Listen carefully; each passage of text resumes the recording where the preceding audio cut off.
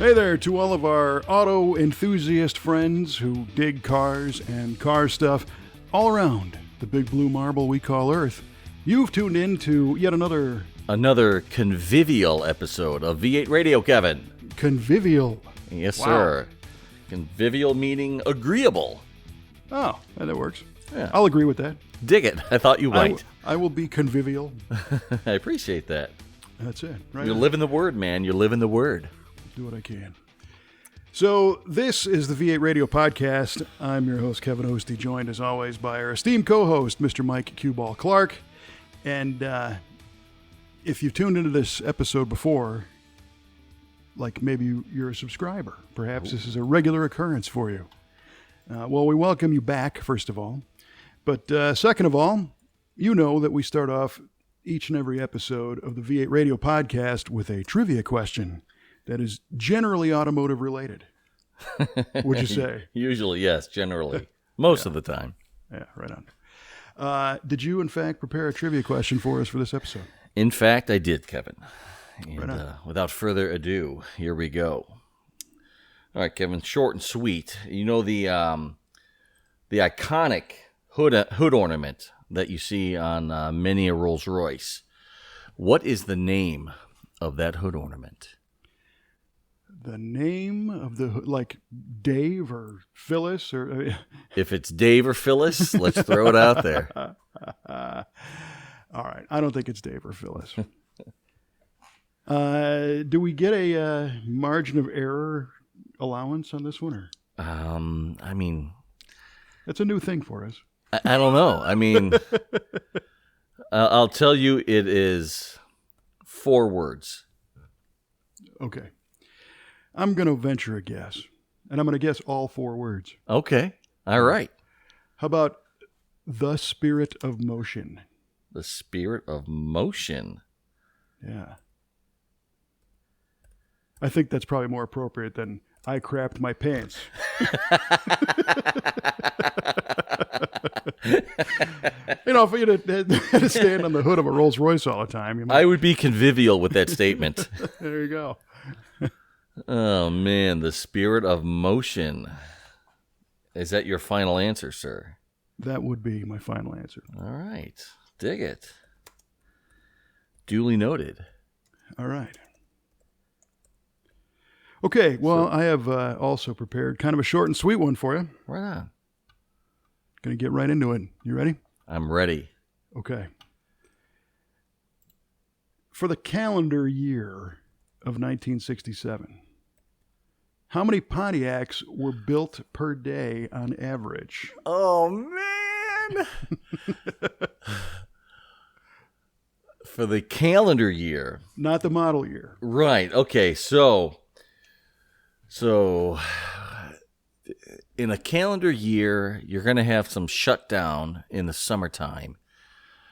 I believe it's August, July or August. They shut down to make the tool up for the following model year.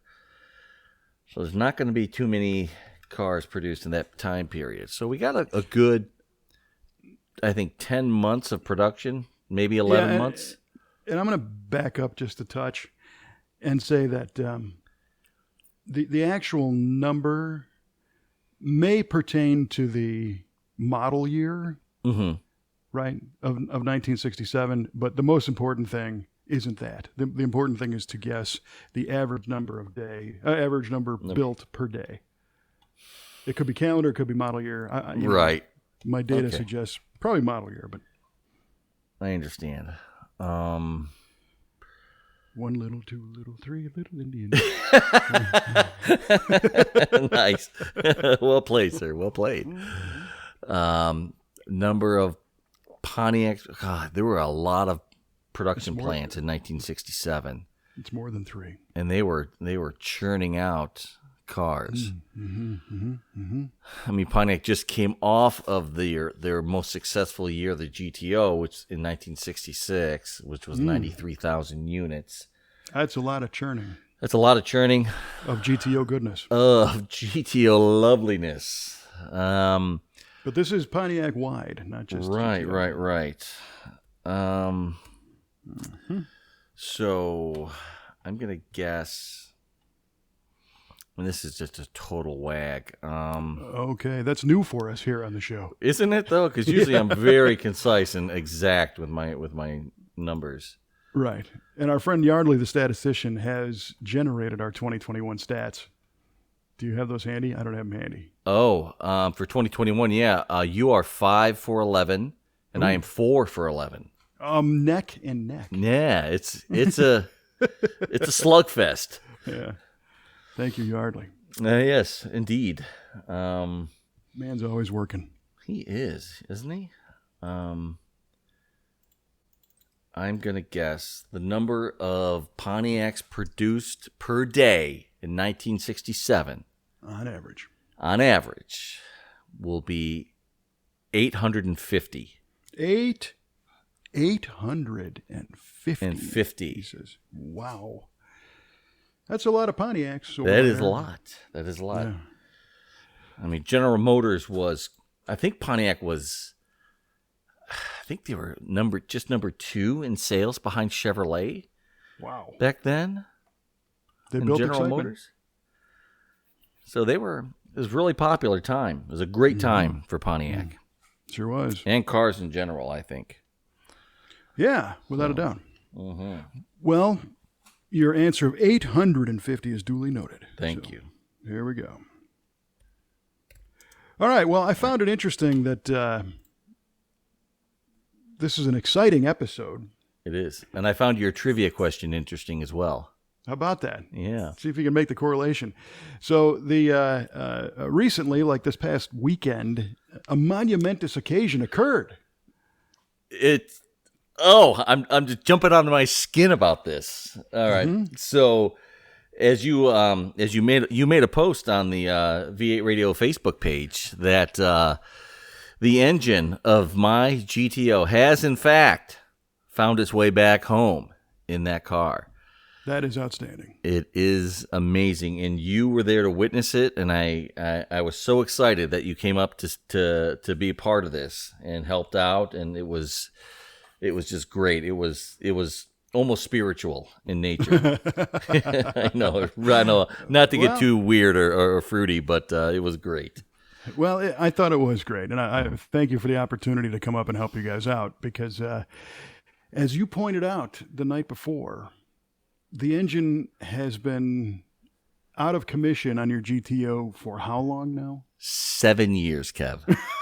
7 years. Longer than we've been doing this podcast. For sure. Wow. I didn't realize it was that long. I didn't either. I was looking through some pictures, and all my pictures are backed up on Google, and they're time stamped. And the oldest picture of me initially taking this engine apart when I realized I had a flat cam lobe was 2014, June of 2014 to be exact. Almost exactly 7 years. Exactly. Yeah. Yeah, and the saga started with the camshaft that went bad, and then it turned into a rebuild. It turned into a burn valve. Then I pulled the heads, and I saw that I had these, low buck, low compression rebuilder pistons in there, and I didn't want that. And then I decided, hey, as long as it has to get blown apart, let's make it a stroker, and let's put a forged. Well, yeah, might as well. Let's just blow this whole mission apart and just go crazy. And let's get a whole forged reciprocating assembly, and let's get a roller cam, and let's get the heads ported and shined up and all that good stuff. So it's been long road. You're like the Johnny Cash of Pontiac. Yeah, one day at a time, or one piece at a time. Yeah, one piece at a time. But it sure did cost me a dime. Well, for sure, sure, and that's part of the 7-year delay. Is none of this stuff is without its price, and when you have a family and important things to take care of, then sometimes the GTO sits in the garage for almost a decade. Yeah, it definitely takes second place, but we're finally able to move on it, and my wife has been behind me the whole way and wanted this to happen for me, and she's just excited as I am. Yeah, she is. I can tell. Yeah, totally. Yeah, for sure. She's stoked about the whole thing, so I couldn't be happier. So it was kind of fun. I found myself in the Chicago area delivering a vehicle to a customer of ours. And so I had the truck and trailer, which normally these days I don't do a lot of transport anymore. We used to. We own the truck and the trailer, but it has just been far more convenient to have a transport company, if you will, transport vehicles for us. But this was a kind of a special case because I thought, well, maybe I could drop this thing off. The customer is a friend of mine, so it was nice to see him. And then also to maybe swing by Casa de Clark and hang out. And, it's a little sidebar there. Here in my town where we live, a Dairy Queen closed and reopened as a very good Mexican restaurant. Is that right? And yes. And I don't actually know the restaurant's actual name because its nickname is Casa DQ. Is that right? Yes. Well, that's perfect. And you live in Casa DQ. Yeah, that's true. The house of Oh, Cuba. the parallels are never ending. Right. So after I dropped off the car, I swung by and you pointed out there was ample parking on the street for the truck and trailer. Yes. And got there just in time to see the GTO being loaded on a flatbed. Yeah. Perfect timing. Unnerving, huh? A little bit. Well, what was unnerving is the fact that it took him a lot longer than I anticipated to get to its final destination, which, we've mentioned my buddy Randy, who's been instrumental in helping me along with this whole process. And, if I owe him a huge debt of gratitude. And so he was able to. Yes, you do. Oh, way more than just gratitude. I tell you what. But he's got a phenomenal shop set up out where he lives, and he was able to do a little jostling around and made room for the GTO to we could get the engine put in there, and we were able to get it in there before you had to hit the road on Saturday, and we spent the rest of the day just trying to get everything together. Sorry, it's like not get ahead of ourselves here. Yeah. So Randy lives about 45 minutes from you? Yes. Yeah, and so you and I saw the GTO leave on the flatbed, and then we went out and got some dinner. Correct. And I was blathering on about different stories and whatnot, and you're checking that phone, and checking the phone, and I'm thinking, man, so this guy's got, I don't know, was your daughter out doing something? Yeah, there was something important going on, only to find out that you're waiting for the confirmation that the car actually made it to Randy's. Correct. And he called me, but it was about, it should have taken this guy, I figure a tow truck would take him an hour to get there. Randy calls me an hour and a half later, and he says, "Hey, I think this tow truck driver is a proud owner of a new '67 GTO." I said, "You better shut your mouth." Yes. Well, he's not here yet. I'm like, yes. But luckily, just a few minutes after that, he showed up. So he was stuck on the interstate, and all was well. Yeah, well, it was funny because after the car made it there, you looked at me and said, "Okay, now I can listen to whatever the heck you've been talking about you want to talk about the past hour and a half, because I've not been paying attention because I've been nervous about the car." Yeah, I look up and I'm like, "Hey, when did you get here?" Right, exactly. And I get it. It takes a huge level of trust to let somebody just haul the thing away. Yeah. But then you did point out that you used the AAA guy, and there was an app, right? Correct. To track him. Yeah, and I didn't even think about that. I mean, I tracked him when he was coming here, and I totally forgot that I can track him when he's getting to the destination. So maybe put you at ease a little bit, but yeah, it would have. But I was just so inside my own head, I just couldn't think straight. So yeah. Well, it's funny that that worked out just fine because it was all good. But recently, we sent home a '78 Trans Am, a black one that we did a little video on recently, to a guy in New York. Great customers, become a good friend of ours. It was a really nice project. And we have a transporter that we use very often. He's based out of the St. Louis area near where our shop is. It's called Brad Allen Transport. Mm-hmm. He's a great guy. He knows cars. He builds cars. He's got a nice rig. He's well insured. we don't have to worry about Brad Allen. He does what he's supposed to do, makes our lives easy. Sure. Unfortunately, Brad was not available to do the delivery on this Trans Am. And he picked it up from New York, but we had to get somebody else to take it back. And it reminded me of what a challenge vehicular transport can be.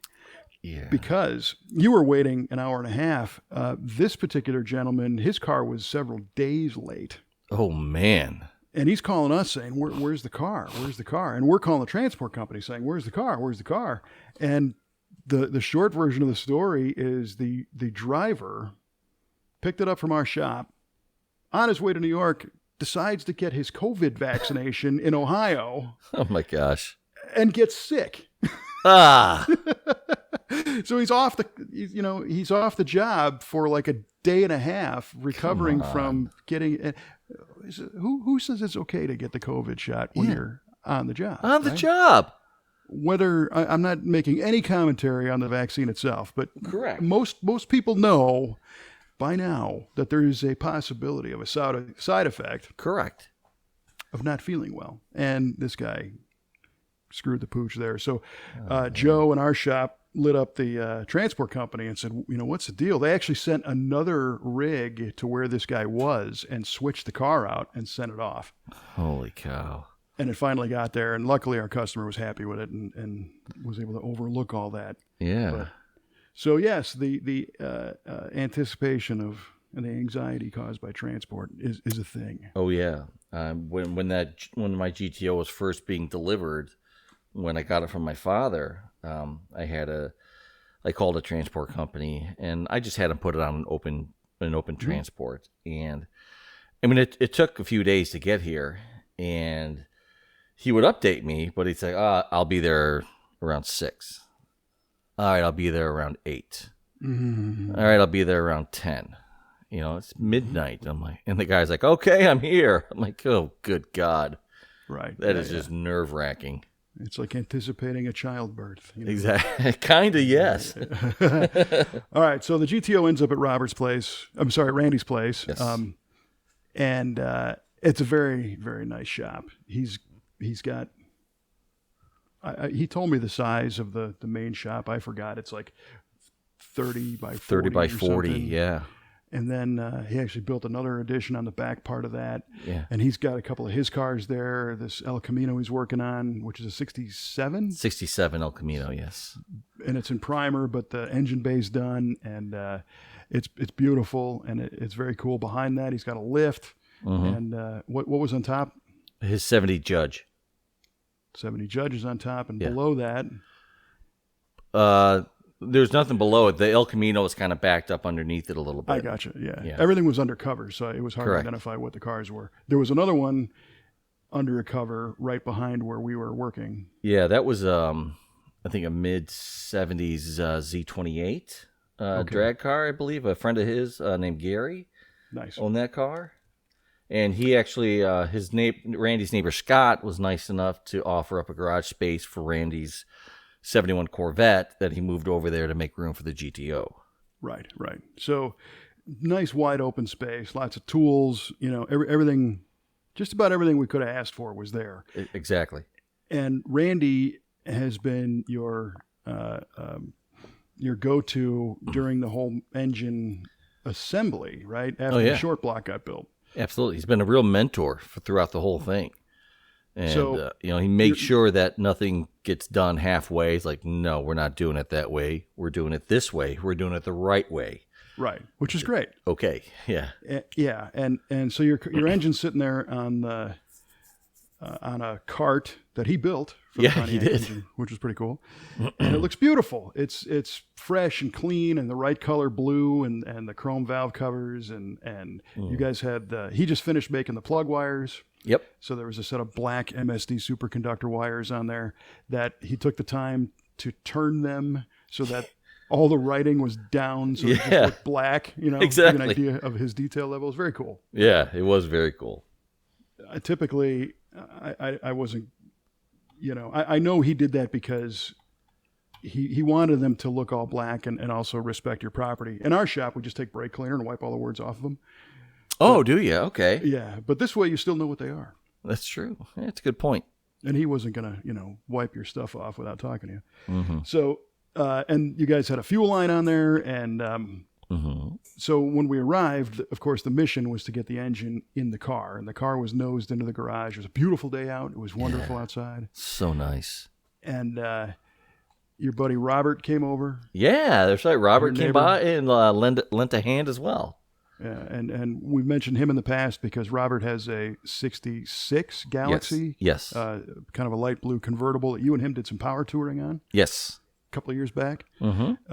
And then another friend of yours, a guy named Chester, came by. Yeah, Chester. I used to work with Chester at Rico. We used to be technicians together. There you go. Yeah. Chester shows up in an 84 Mustang convertible with a healthy cam, and it was white, very red gut, nice car. So as we started to do this, so the night before, you and I were kind of going over the list of, what's going to trip us up on putting this engine in. And you were right. Yes, I was. I knew I was going to be right. And hardware was going to trip us up. Yeah, and it sure did. Now you have an all new ARP engine fastener kit on the engine. So those are nice because when you open the box, all of the different groupings of fasteners are together. So for example, all the intake manifold bolts are blister packed together, and then all the timing cover, blah, blah, blah. So all that stuff had been installed. What was missing was the through bolts for the motor mounts. That's correct. Yeah. And some of the other original fasteners that either needed to be restored or whatnot were kind of in a box. Yeah, they were. Yeah. So I think yours never did turn up, and Randy had an extra set of those through bolts from a different project. Yeah. They're from his El Camino, to be honest. Exactly, yeah. Well, maybe yours are in his El Camino. Maybe they are. I'm going to have a talk with him. He says, I know I saw those. I know I saw them. Yeah. Well, it was very nice of him to kick those down, and then you went next door to Scott's place and used his wire wheel and cleaned them all up and got them ready to go. Mm-hmm. Meanwhile, Randy and I put did you and I put the motor mounts on, or me and Randy? I think I helped with those motor mounts. Yeah. Yeah. And we noticed that the motor mounts were Anchor brand, which is, you don't really have a whole lot of choice these days. You could either take your original mounts and have them revulcanized with the rubber biscuit inside, which is, you're going to do a concourse car, you're going to do that. But in this case, you just needed mounts. And I've learned that the Anchor products are made in several different countries. They're made in Korea. They're made in India. Wow. They're made, not here in the U.S. And you had one side was like pretty nice looking, and the other side was not quite as nice. And it wasn't terrible. It was just visibly different, Yeah. And I was like, oh, well, one's from India and one's from Korea, I think. And here you go.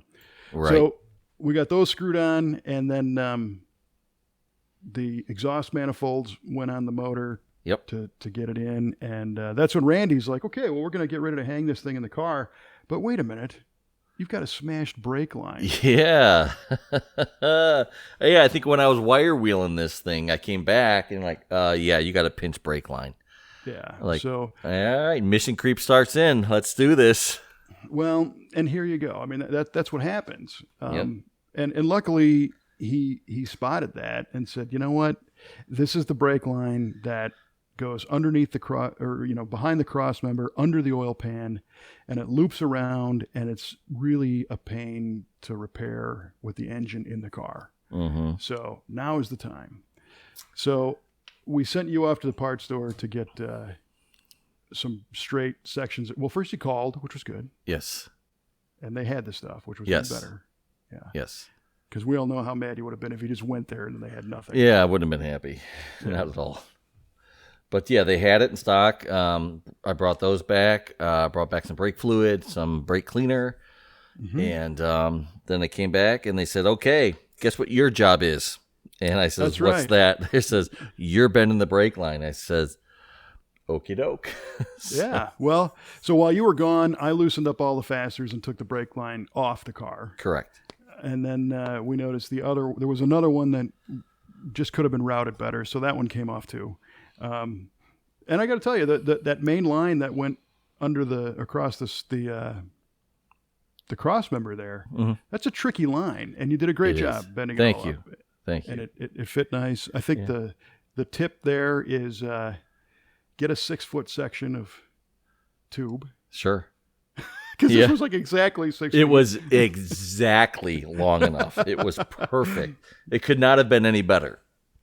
And you got kind of halfway through so you use the old one as a guide, which is always Mm-hmm. a good idea. A lot of times the old one's gone or disintegrated, and Mm-hmm. this was nice that yours was just kind of mushed in the middle, so you could use it as a template. And you kind of got the tricky side that goes from the distribution block bent, Mm-hmm. and then put that in the car, and then attached it Mm-hmm. to the one side, and then just kind of made the rest of the bends and attach it to the other side. And again, if you were going for 100% concours accuracy, Mm-hmm. this one, the bends aren't quite as crisp. No. Right. I would have bought a pre-bent one, clearly, if I wanted a concours. But this makes the contours it needs to make. It's pretty close to the original. I mean, close enough. It's not interfering with anything.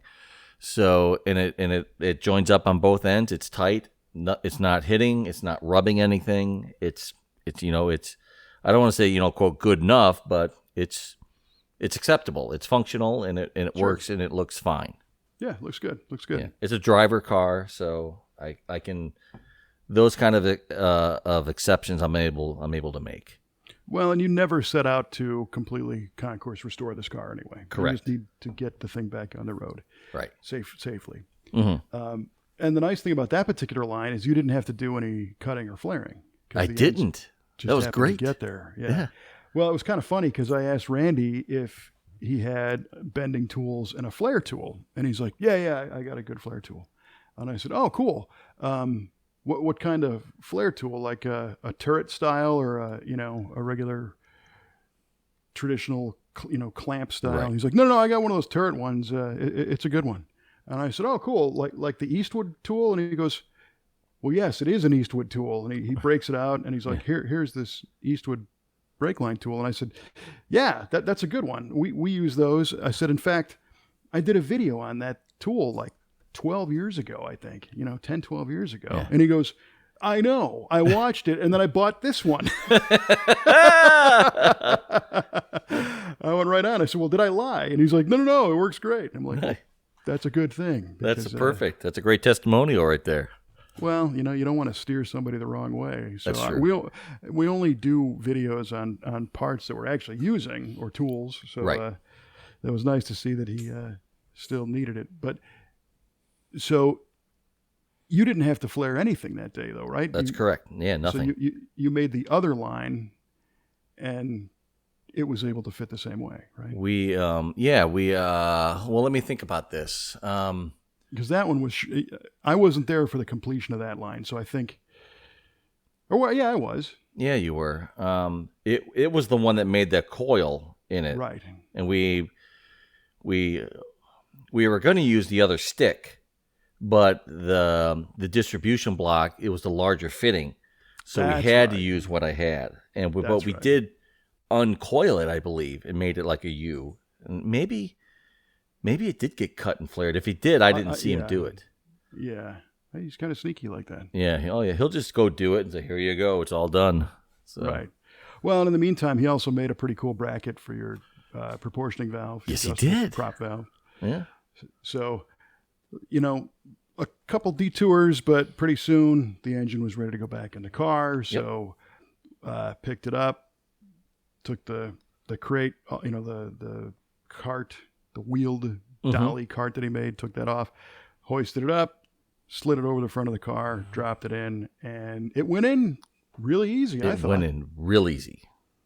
Yeah. I mean, it's the engine that came out of there, so it should. But Yeah, exactly. But there are different mounts. The mounts I had were blown, just completely disintegrated.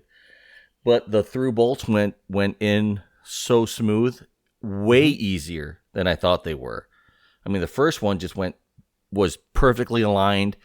It made it to the threaded surface, to the threaded end, and I was able to screw it right in. The other one, we had to jostle the engine a little bit, for about a minute, and then it went straight in, and we didn't really have to fight anything. it was all that wire wheeling. Did a good job. Well, you know what? I pride myself on my wire wheeling, Kev. Yeah. Well, and I noticed that on one of those motor mounts that the rubber vulcanized coating went across the opening of one of the bolt holes. So I razor knifed that out just because I envisioned it getting gummed up in there. And, Appreciate that. yeah. But it was great. It went bam.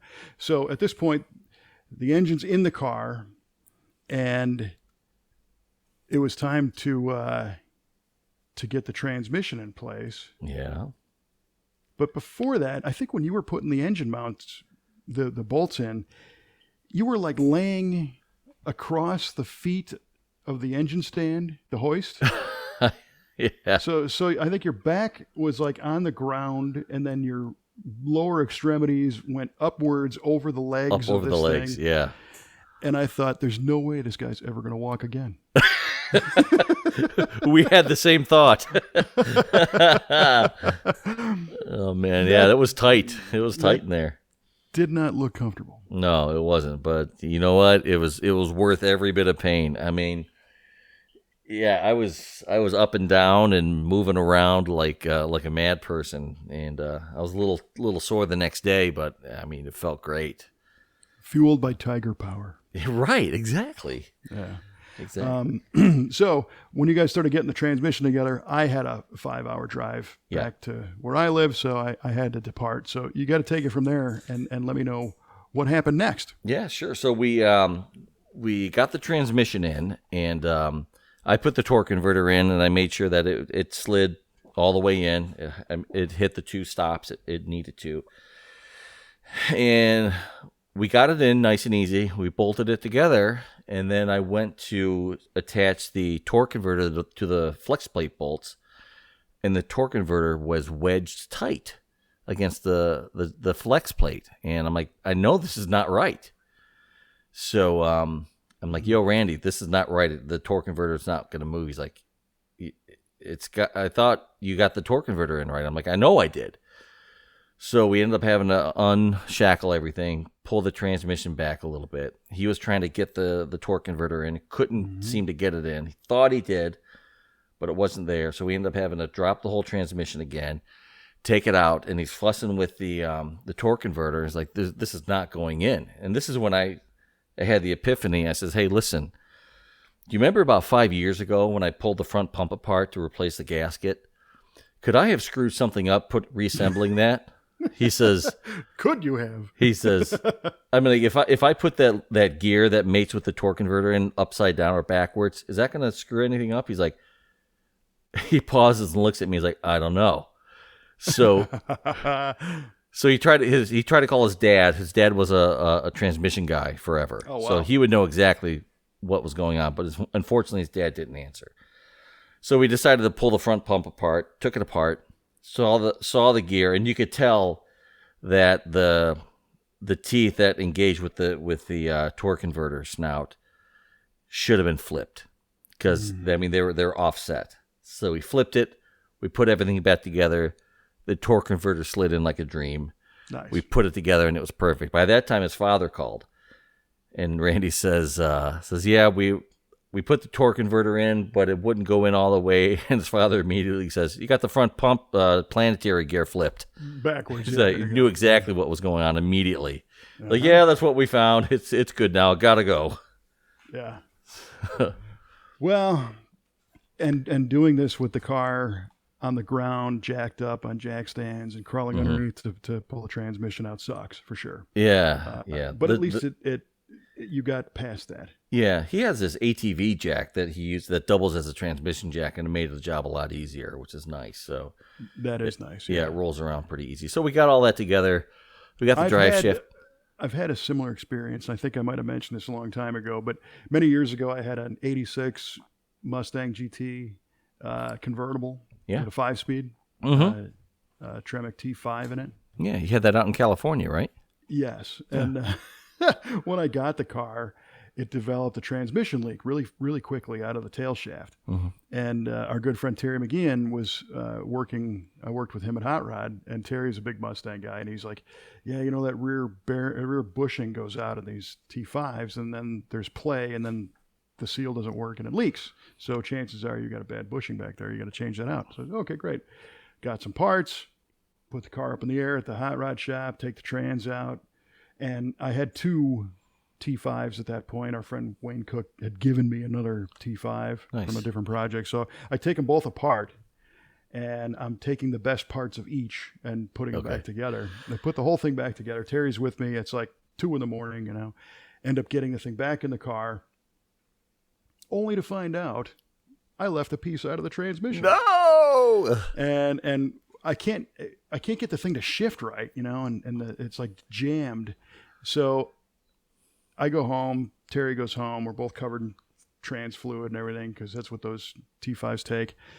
The next day, go to work, finish work, go back up there, drop it, take it all apart again. And that's when I found the other piece, and I was like, oh, man, put it all back together, get it back in there, and everything's fine. Come back to work the next day, and Terry's like, so what happened? And I said, well, I left, funny you ask, I left this, it was like a bearing race out of the gear set there on the bench when I took this whole thing apart, and then I found it and put it back together. And he looked at me and he points at me across my desk. He puts his finger like right in my nose and says, "You dumb MF." Because I burned up, 2 of his nights doing this too. So I know what it's like to put transmissions together backwards. And yeah, I share a similar story to that. I was chasing this transmission leak that I have in this GTO, and I thought the front pump seal was bad. I pull the transmission. I got the car jacked up way in the air. I'm using a floor jack as a transmission jack, and I get it down. I get the pull the torque converter out. I put the seal back in. I put the transmission back in. I'm like, man, that went in super easy. I got everything bolted up. I get up out of the car, and there's a torque converter sitting on the chair. Oh, man. And I stare in disbelief. I'm like, you got to be kidding me. That's impressive. That's kind of hard to miss. It is hard to miss. It is. But boy, it went in easy, though, I bet. Oh, it went in like a dream. I'm like, this is so well balanced. I love this. So light. Yeah, it's like 50 pounds lighter. Yeah. All right, so you get your transmission in the car. Yep. And bolted up to the motor okay and all that? Yeah, bolted up fine. There's lots of room in that car to get those bell housing to engine bolts in. That's a good thing. Yeah, we got the drive shaft in and buttoned up. So the what drive about line, your new transmission cross member mounts that you had to pick up? Yep, I put those in. It was amazing how much tighter everything is when it's new. How about that? It's crazy. So those are on the GTO. Those are bolt-on ends. Correct. That go on the cross member, and apparently stainless. I didn't know they were stainless. Yeah, well, these happen to be stainless. I think originally they're not. Well, obviously they just deteriorated, which is why you had to get these. Yeah. But then a new, very, very high diameter rubber biscuit in there that the cross member slipped into, and that's what you're talking about it being tight, right? That rubber bushing or bearing, Yeah, the rubber isolator. Yeah. Yes. Yeah, absolutely. Yeah, but we got it in there. I mean, we had everything in there the first time, and then we had to pull everything back out. I'm like, all right, well, I guess I'm going to get good at this. So we got it out, and Robert was there for a lot of that, and he finally had to go. Then it was just Randy and me, and we got everything together. And then at that point, it was getting late, and we were just kind of looking at everything, seeing how everything is going. Finding out there's a few more items that I had that aren't right and that I need to correct, like the vacuum line from the carburetor to the transmission vacuum modulator is the one I have is not right. So the line isn't right, or the line's not correct. Yeah, it has a threaded fitting on it, but the correct one should have a hose on both ends of it, because the one I had, it was plugged into this Edelbrock carburetor, and it was this weird fitting that was on the back of the carburetor that this line, like a stack of bushing adapters. Yeah, so it screwed into that, and there's no provision for that on this Quadrajet. There's just a single vacuum outlet that plugs into the power brake booster. Mm-hmm. And then I find out that the carburetor itself was not correct. It was for a manual transmission car, the Quadrajet I have, so there's no vacuum ports on it, and I need vacuum ports. So I happen to have, and this is a 70 Quadrajet, for a manual transmission car, but I happen to have a 68 Quadrajet for an automatic transmission. That's perfect. That's going to do everything I need it to do. Oh, good. So I have to get that rebuilt. Because I remember you enjoyed rebuilding that 70 car. I did. I loved it. It was fun. Yeah. Is so that going I had to appear on the marketplace now, or it might. yeah. All right. Freshly rebuilt. It looks terrible, but it's got all new parts in it. So we discovered that. Don't have the rubber isolators to mount the radiator. I have to get those. Just all those little tiny details that you try to think of, but just don't think of. So, but what about like the throttle linkage and well, that's funny. Return spring and cables and all that jazz. I have the throttle. Well, it's just a throttle cable on that car. There's no real mechanical. I mean, no like rods or anything like that. That's just a cable that hooks right up to the throttle lever on the carburetor. And it's funny because this throttle cable almost feels like it's a little too short. It makes like a tight diagonal turn out of the firewall and then onto the throttle bracket, and the throttle cable itself that attaches to the carburetor seems to not allow the butterflies to close all the way. So it's kind of weird. I mean, I don't. Is there a different arm on the manual transmission Quadrajet? It's possible. It's possible. And now that you just say that, it might be. So I'll have to investigate that as well. But it just feels the whole, even the outer cover of the cable just feels like it should be a little longer. Stressed. Yeah, it looks stressed, exactly. Yeah. You don't want and I happened to be looking. I was looking through the V8 Speed and Resto page at that. You have two 67 GTOs in the gallery, and I was looking at those to try to look at the throttle cable setup on those. I mean, one that the Tyrol Blue one, you put a fuel injection setup on it, right? And I'm not sure about the other one. I think the Tyrol Blue one we used a low car cable on. Did you? Oh, okay. Yeah. And then the other one, we've got a couple. Was the red one in that gallery with the white top? Yes. Yeah. But we probably didn't have the picture you needed. I didn't think you had the picture I needed, but I'm like, I know where I can find some good reference pictures because you take about 1,000 per project. Well, at GTO, I think we took 3,500. Holy cow! The Tyrol Blue one, yeah. But so those are those little things, and people don't realize it's Quadrajet's a Quadrajet. You find out, no, where's all the vacuum ports? Not at all. Yeah. That can trip you up. Yeah, and it did. It got me. And the thing is, I wanted to build that 68 from the get-go. And because I'm so disorganized, when I went to buy the kit, I couldn't find the 68. And for some reason, I was in some kind of hurry thinking, oh my God, this engine's going to start next week, and I have to just get what I have. And I found the 70, so I got the rebuild kit for it. Well, maybe the time opportunity to rebuild it was what the hurry was. Yeah, I don't know. Probably not. It's probably just my own nuttiness. Thank you for the out, though. I appreciate that. I do what I can. Yeah. Well, it's interesting that you mentioned the return thing because on my 70 Riv, I have one of those Street Demon carbs because my Quadrajet broke the pivot point for the throttle or for the accelerator pump, and I just kind of shelved it to someday rebuild. Right. I need a new top plate for it, but anyway, the Riv has been generally doing fantastic, and recently I noticed that the throttle didn't seem like it was closing. So you'd get off the throttle and you had like that 1,200 RPM cruise control built in going down the road, and then you'd kick it, and then all of a sudden it felt like it would close. The RPM would come back down. Right.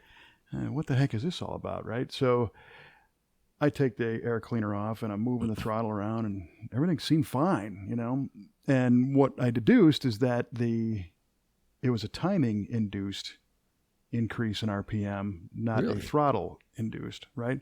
So I figured my vacuum advance was stuck or not working or something. Okay. and looked at it and found out that the vacuum advance canister on this is the original one from 1970. Oh, boy. It has the red overspray from when they painted the motor to factory. That's killer. It's killer, but it was broke. It was broke. So I got another advanced mechanism. It's less than $10. They're on the shelf at parts stores today. But to change this one out, it's only a couple of screws, but I either had to be a contortionist or I had to remove the distributor, just because the Buick distributor's in the front and it's kind of down in a valley where the vacuum advance was. So I thought, you know what, let me just do a little thing here. And I know you're not supposed to do this because inside that vacuum advance mechanism is some kind of rubber-ish diaphragm and a spring, and the vacuum from the car overcomes that and changes the timing as you go down the road. And I thought, I'm just going to shoot a little PB blaster in there or something and see if I can free it up, And I have another one right here in case it completely fails and deteriorates, but let's see what I can do. So I start the car up and I pull the hose after I sprayed some stuff in there. I pull the vacuum hose off of it and then I stick the vacuum hose on and I pull it off and stick it on while the car's running. And all of a sudden it popped and the car's idle came back down and it works again. Very cool, man. So it was just stuck. And as we're talking, that rubber diaphragm is probably just starting to ooze out the bottom of it from the solvent of the lubricant I sprayed in there. So I don't recommend that. But it fixed mine. Don't try this at home. Yeah, until I get time to swap the other unit on. So if you find that you have a car that's not returning all the way, it might, and it looks like the throttle blades are truly closing, it might be the timing. Gotcha. Good tip. So there's value in this show. There is value. Are you gonna put a little red overspray in that new vacuum advance canister? That's a great idea. What I should do is just throw it out in the street now, and just let it get rained on and start to just get all weathered. Yeah. So nobody will know. Exactly. Or if I was really insane, I would take the old one apart and put the new guts in it. Ooh. Yeah. Now you're talking. Yeah, which is another project for the voltage regulator. Oh, yeah. Because the voltage regulator, my new one is digital or solid state. Yeah, mine is too. Yeah. It bothers me. I know it does. Yeah. That's why I said it. Yeah, I mean, it works and it's great, but the old one I had was not regulating anymore, and I was putting on like 16, 17 volts. I'm like, I better change this before I blow up a battery. Yeah, well, you can swap the cover over. Yeah, true. Yeah. So as the GTO sits today, so we're not running yet. Correct. We're close, though. We are close to being able to fire it. So, but not close to being completely finished, but close to being able to fire it. So I need I need to put the radiator in. So I need those rubber isolators, which is easy to get. Also, another thing, the trans dipstick tube is leaking. So Randy's going to be able to get an O-ring for me, a proper O-ring, and try that. Hopefully it'll stop leaking. We dumped like 6 quarts of fluid in the transmission, lost 2 of them. So that's how it goes. Yeah. So if I get those rubber isolators for the radiator and get the trans to stop leaking, we should be able to get enough wiring hooked up, get the battery in, should be able to fire it. Mm-hmm. Yeah, that was another thing that I loosely put on while you were at the parts store was your new forward harness for the engine. Yes. And I left it kind of loose because there's a white plastic tree connector thing that's wrapped up in the harness that is supposed to stick into a hole in the firewall. And I found a hole in the firewall, but I wasn't 100% sure that that's exactly where it went. Yeah. And I thought, I tell you what, I'm going to leave these wires out of the way until the motor's in, and then I figured you guys could connect the dots. Did you find where that went, or not yet? No, yeah. I'm not sure. I mean, you mentioned that sometimes those things aren't in the right spot. I'm not convinced that it's in the right spot. So, well, it's easy to change. You can unwrap that. Oh, true. True. It's not wrapped in electrical tape. It's wrapped in a stretch coating That's right. You can. Yeah, in fact, it started unraveling on me already. So you can move the push pin somewhere else and where it needs to go. Perfect. Yeah, cool. So you got to bleed the brakes. I do have to bleed the brakes. That's correct. So you need to put a sticky note on the windshield. Oh, yeah. Bleed brakes. Yes, no brakes. It's not a bad idea. Well, we've got these like grease pencil things in the shop. Oh, really? You're right on the windshield. No oil, perfect. do not start, no brakes, whatever. So, because you might get all caught up in the moment. Yeah, that's true. Once that sucker fires, you're gonna be like, "Hey, let's go." You might be ignoring your engine start checklist, and we can't do that. Right. Yeah, man. But we did put oil in it, and we primed it as well. So Randy has this. He took my my old HEI distributor, and put a hex nut on the shaft and put it in there, and he used his little what the hell do you call those? Like a speed wrench. A speed wrench, and just and primed the oil up to about 40 pounds, and it's funny because you could hear the oil coming up in through the galleries, through the galleries. So you could hear the as it was moving its way through. It's pretty neat. That's fantastic. Now, how long did it take him to get pressure? 5 seconds, 10 seconds. Dynamite. Yeah. Some engines take a little bit longer to create that suction and be able to pump. So that's good. Yeah. I know, like, again, to use my Buick as an example, the oil pump is in the timing cover, and it's a pair of gears. Oh, really? And when you build one of these engines, you have to pack that with Vaseline so that there's something in there. So when you go to prime it, it's not just spinning gears. I see. I just had this vision of him hand cranking for half an hour. So luckily that didn't happen. It was fast. Yeah, it was and great. then because he was using a manual tool, because normally we use like a drill, you could hear that oil moving. Yeah, that was a neat experience. Yeah, I like that. I bet. So then you're real close then. I mean, the starter's already on, the solenoid. Yes. Your manifolds are on. Did they reach the exhaust, or we haven't gotten there yet? The exhaust is all buttoned up. Oh, good. Yeah, everything's perfect. Yeah, I got the down pipes connected. I had to take one of the pipes off to get clearance get the transmission back out. So after that, it was pretty easy getting in and out. And then I put everything back together, and everything's tightened up. So, That's awesome. we're pretty close. We're to firing it. We're really, really close. So, have you mentalized all the parts you need to get this thing driving and get everything on order yet? I have a list going of everything I need, and I am about to pull the trigger on all that stuff. I mean, it can't be much. It's not a lot. It's just maybe 5 or 6 items. Yeah. So.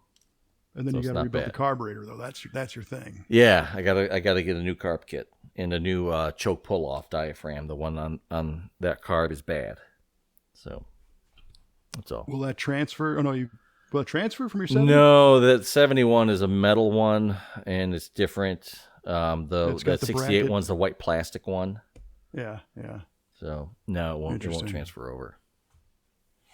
Be neat though. I mean, I had an idea of just pulling all the guts out of that 70 and putting it in the 68, since everything is new. Like, it's got a new accelerator pump, it's got a new float, new needled seat. These are all selling points. Yeah, right?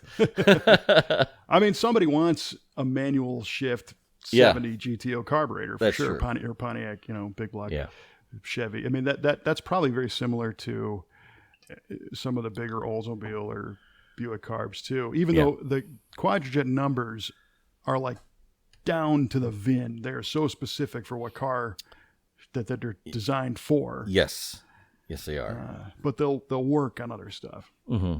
Yeah, I know this 70 is. I believe it's correct for a GTO. I don't cool. Not a Ram Air 3, but a correct, probably base 400 GTO. And I've seen some of these on eBay, like some with a lot of parts missing, and they're asking a lot of money for them. Well, if you think about it, it's a Pontiac number for 1970 with a 4-speed. Yep. Which narrows it down to GTO, Le Mans, Tempest. That's true. Yeah. Grand Prix, maybe. Maybe Firebird. maybe Firebird, but not Catalina. No, not Bonneville. Bonneville. Yeah. So so those are all sought after cars, So there's definitely a market for it. Yep, definitely.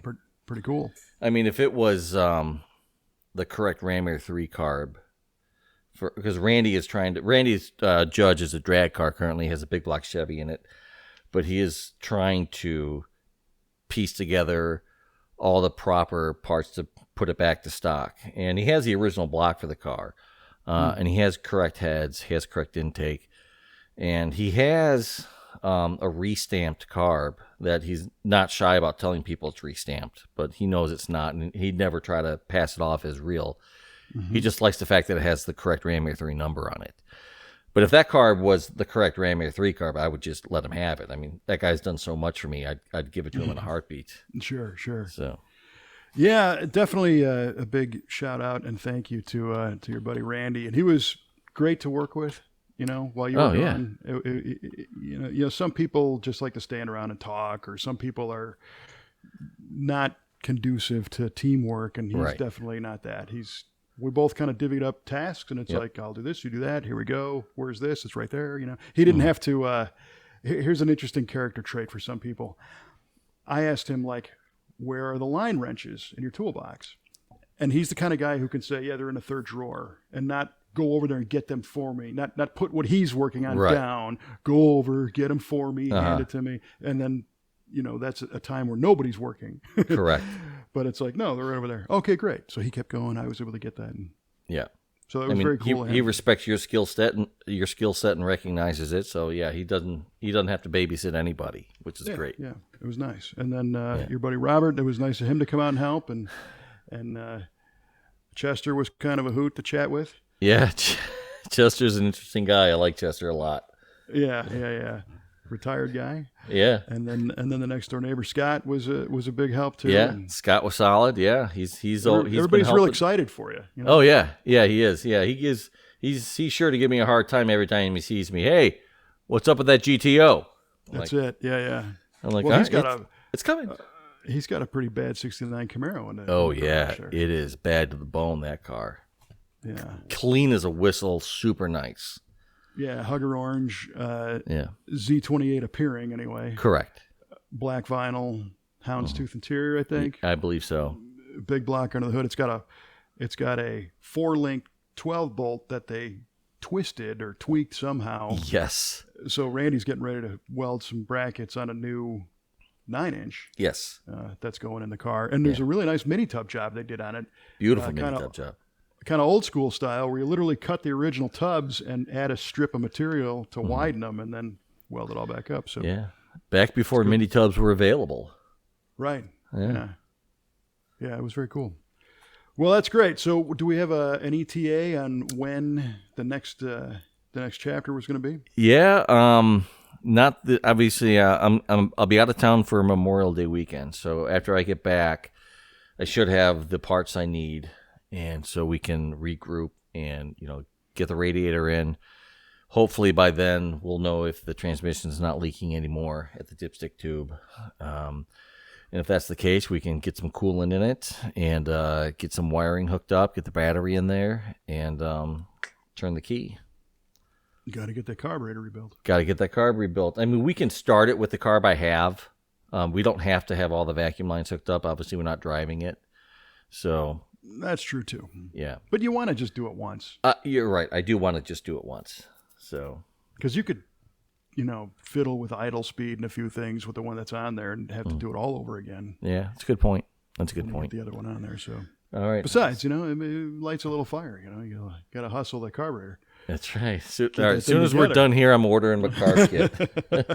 So let's wrap this up, Kevin. That's it. Well. If you say so. No, very cool. I'm very happy for you. Looking forward to hearing it and seeing it move on its own power. Yeah. It's the final thought on this project for today was that when you said it was 7 years since you basically drove this thing last, right? Yeah. I don't want to seem like a downer. My goal here is to be inspirational, so keep that in mind. Yeah. But what are you, 51? I'm 51. Correct. 51. So 7 years, that was 44? Yeah. Yeah. So the better part of your 40s, you didn't have that car to enjoy. Yeah, And you're we right. know why. Like I said, Yeah. family and all the rest of it. Mm-hmm. But that happens fast. 7 years can go by fast. It has gone by in the blink of an eye. I can't believe it's been that long. And I'm another example of the same thing. I've got projects I should have done 5 years ago and whatever. And all of a sudden it's like, boom, you're down the road already. And it's like, oh man, all that time I could have been enjoying this thing, but I didn't for whatever reason. So I'm trying to be inspirational. Try to do whatever you can now. Just whatever it is. You're working on the car, you got a little annoyance project on the house, whatever it is, just do it now, because next thing you know, Yeah. oh man. Oh, like, holy cow, what happened? I can't do this now. Yeah. To me, one of the things that bothers me most is missing an opportunity and missing out on stuff. So Yeah. I'm not trying to beat you up over this. No, I appreciate it. No, I know it. Debbie Downer. But for all the rest of everybody, including myself, get your butt in work, in motion. All right. So speaking of which, everybody's super excited to hear our trivia questions. Can you tell?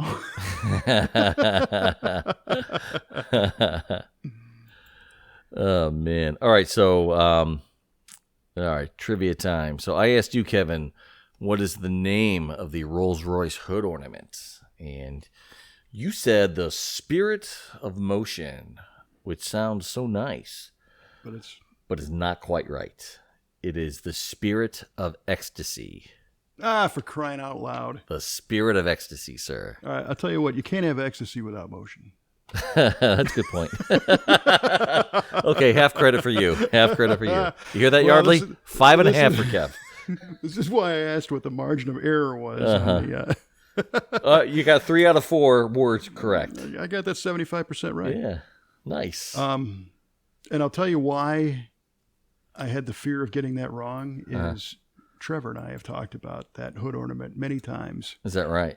And I always say the Spirit of Motion, and he's like, oh, no, ecstasy. I always get that wrong. Oh, man. Never sticks. All righty. Well, my question to you was, how many Pontiacs were built per day on average in 1967? And your answer was 850. Yeah. Which is a pretty stout number. It's a nice number. Think of cars. Well, the correct answer is there were 782,734 Pontiacs built for 67. Whoa. Which means 2,144 per day. Oh, my Lord. I was way off. Yeah, a little less than half there. So Yeah. And the irony is that all of us couldn't get yours running in the afternoon, and they made 2,144 that day. Yeah, our assembly line was broken. Well, it gives you some perspective on how many what it must have took to churn those out. Oh, yeah. Oh, for sure. And as you guys, are taking the care to set things right and make things nice, and in reality, these things went down the assembly line so fast you probably couldn't even see them. Yeah, you're probably right. I mean, they're just slapping stuff on, sending it down, fixing what they can. If it's not right, get it out of here. Boom, boom, boom. Yeah. Pretty amazing.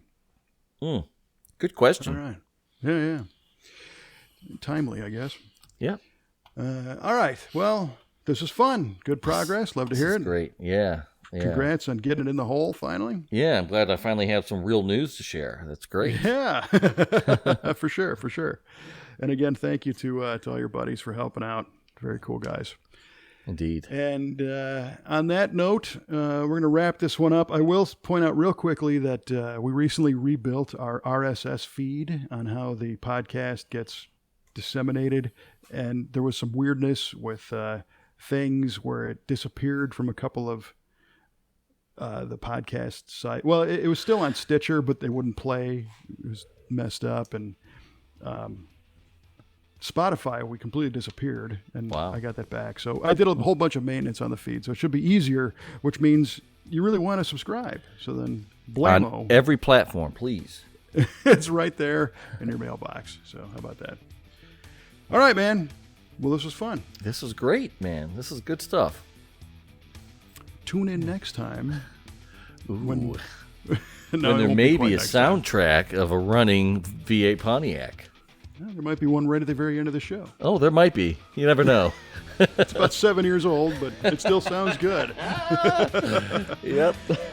All right. Well, I'm Kevin Ostie for Mr. Mike Q-Ball Clark saying thanks for listening, and remember to get those projects done, and then you'll be able to keep the shiny side up. And we will see you next time on V8 Radio.